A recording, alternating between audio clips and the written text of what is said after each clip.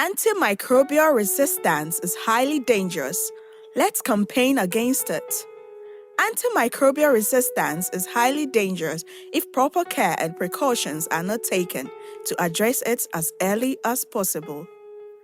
The emergence and spread of antimicrobial resistance has been recognized as one of the major health problems globally. And it is compounded in low-resource countries, says WHO in 2014. Data provided by 104 countries indicates that 7 bacteria or bacterium are known to be responsible for serious diseases from bloodstream infections to gonorrhea. Available statistics indicate that about 400,000 cases of multi-drug resistance tuberculosis emerge annually or every year. The head of Department of Pharmacy Practice at the Faculty of Pharmacy and Pharmaceutical Science, KNUST, Professor Kwame Ohene-Boabeng, speaks to Tech TV News about the need to create awareness. So first and foremost, the need to create awareness. Create awareness, to in the system, create awareness to policymakers, create awareness to people in government so that they understand the magnitude of the problem. And the greatest area where the impact is in the community, down. I mean, people use antimicrobials for all kinds of reasons, and it's actually contributing to the challenge of antimicrobials. So the issue of awareness and behavioral change in the way antimicrobials are accessed and used, that is one area. The other area is that, in most of and in Ghana we've realized, and I think it's also across most low middle income countries, antibiotic use is not guided by culture and susceptibility test. If you want to be able to effectively treat infections, you should know the type of organism. You should know whether the organism is sensitive to the antibiotics before you select them. It makes it easier. It helps the patients.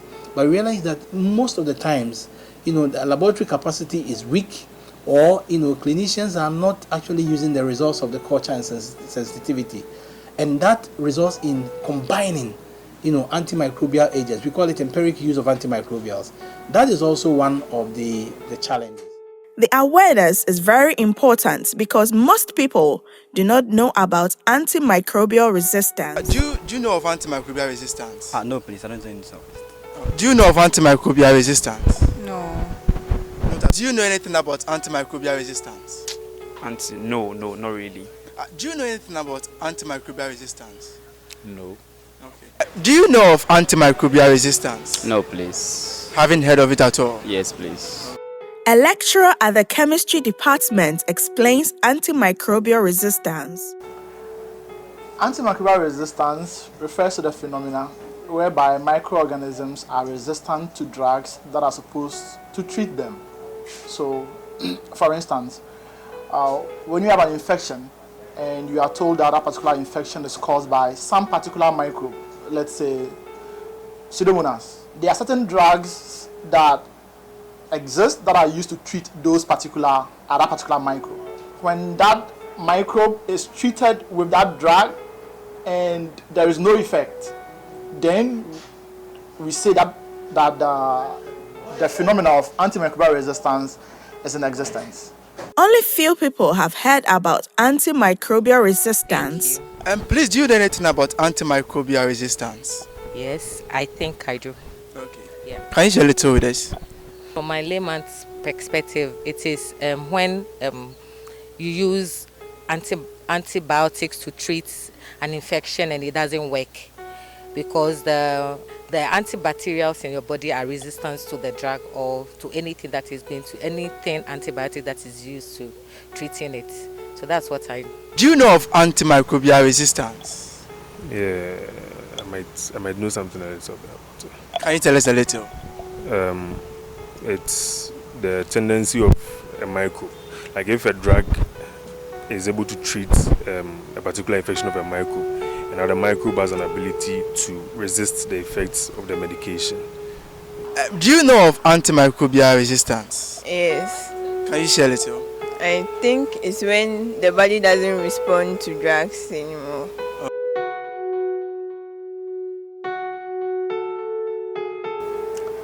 History has shown that usually after a decade of the introduction of a new drug onto the market, there is the development of resistance.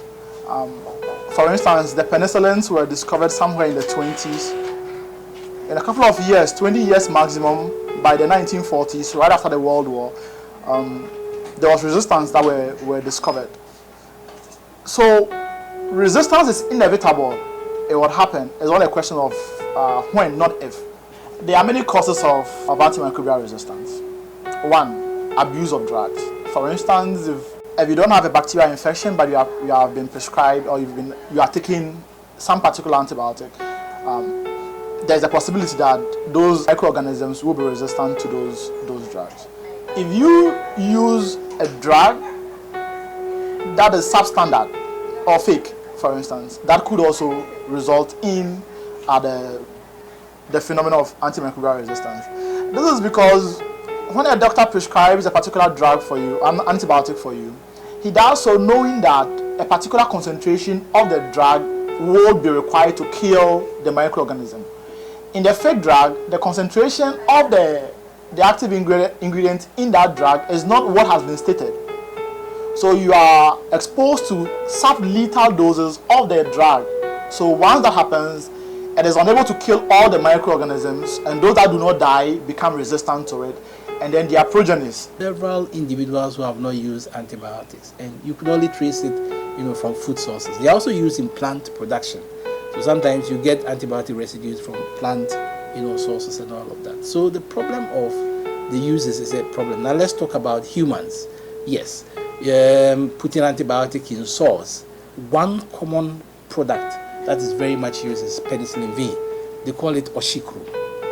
And penicillin V, it's a very effective, antibiotic for respiratory infections and things like that. And it's been actually designed, to be swallowed. The drugs are actually formulated, the appropriate dosage forms, for a purpose. So it's been designed to be swallowed. So in the design, in the formulating, they've added binders, they've added disintegrating agents and all of that.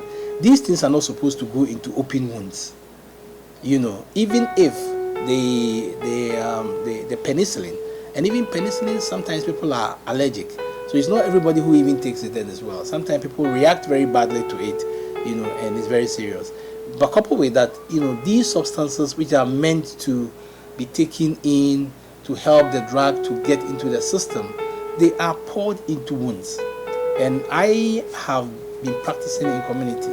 You realize that, when they do those practices, all right, with time, these wounds get bad, and it has led to some people getting systemic infections, because when the wounds get bad, one can actually get blood infections, from such bad wounds. I've seen some before, sometimes very, very, very bad. Some can get blood infections. Sometimes some of the wounds, by the time they take, especially with the diabetic wounds, by the time they take it to the hospital, if not much is done, somebody will lose his leg or whatever. So all these practices are actually fuel antimicrobial, and then add on to the public health challenges, that we are having in the health system. I mean, there is proof of what they call it. Then those guidelines actually improve patient outcomes, and there is a lot of evidence to show, not only on antimicrobials. And one of the things, when it comes to antimicrobial stewardship, one of the things that we promote is to ensure the development of effective guidelines and algorithms, for infection prevention, control and management, treatment, and this is where we kind of promote the use of the laboratory or guidance from the laboratory, to ensure that antimicrobials are used very well. So antimicrobial use policies are one of the stewardship, programs, right, which is promoted, and this has been shown, best practices being shown, to be effective. So guidelines are very useful.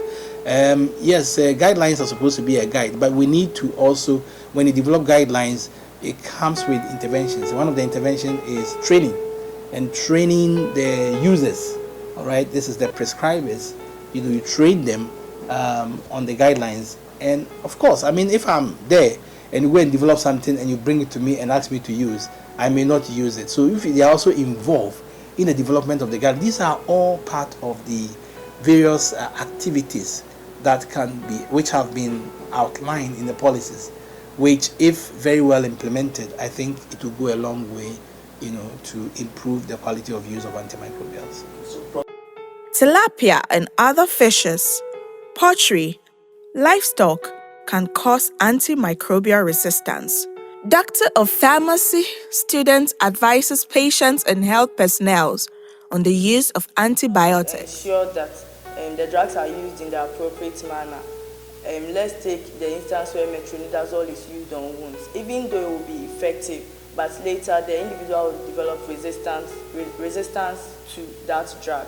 So you should ensure that the drugs are used in the appropriate manner, and also you should ensure that drugs shouldn't be used on poultry foods, like what my colleague just took us through, all of those stuff. And then also, healthcare professionals should try to use more potent alternatives, since the individual is more likely to develop resistance to less potent ones. And then we should try to use combination therapy. It is more easier for the microbe to develop resistance to monotherapy, as in using just one drug, than using two of the drugs. So it will be better to be using combination therapies and more potent alternatives if necessary, because I know sometimes financial constraints can also play a role in choosing the drugs. And then also the last very important one is healthcare professionals should try to monitor and continuous monitoring and evaluation of the drug usage. Giving out the drug doesn't mean the job is over. You have to continuously check up on the patient. Let the patient come back for review to ensure whether the drug is working effectively or whether the patient is developing resistance to it. Okay, when it comes to the public, I think that we all, in our small ways, can do something small to curb this menace. Everybody has a role to play when it comes to preventing antibiotic or antimicrobial resistance. One of the things we can do is that there are instances where people transfer antimicrobials or antibiotics to their friends. Please, when you take an antibiotics or when you are prescribed an antibiotics, it's for you and it's for you alone. Try as much as possible and finish your course.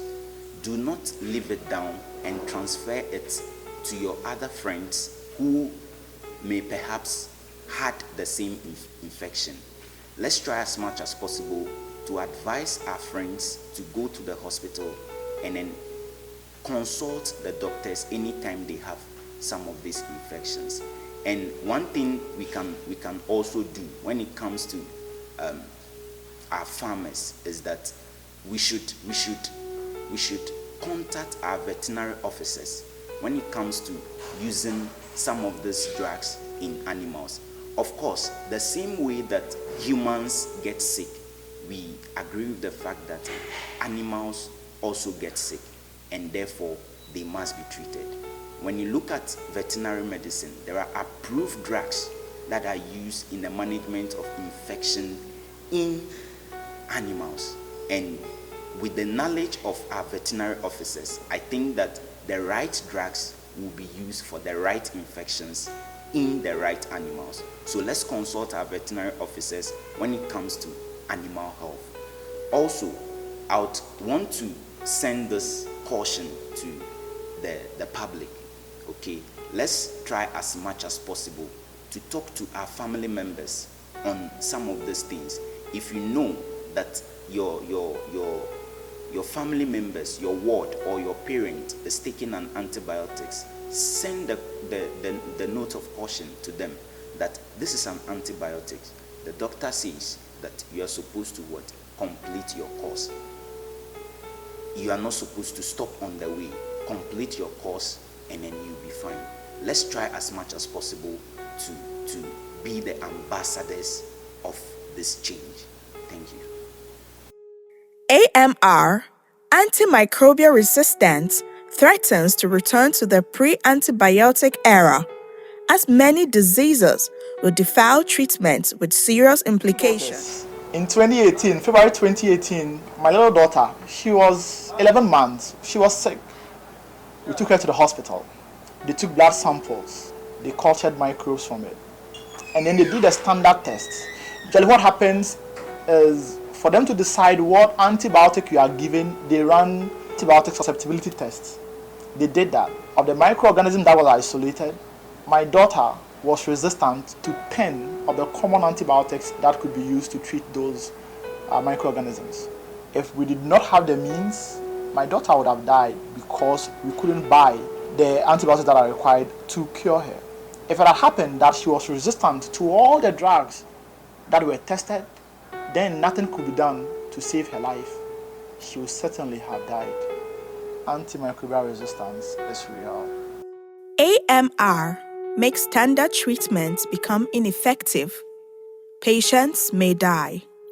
Dr. Lawrence testifies. My name is Kwame Ohinibuabi.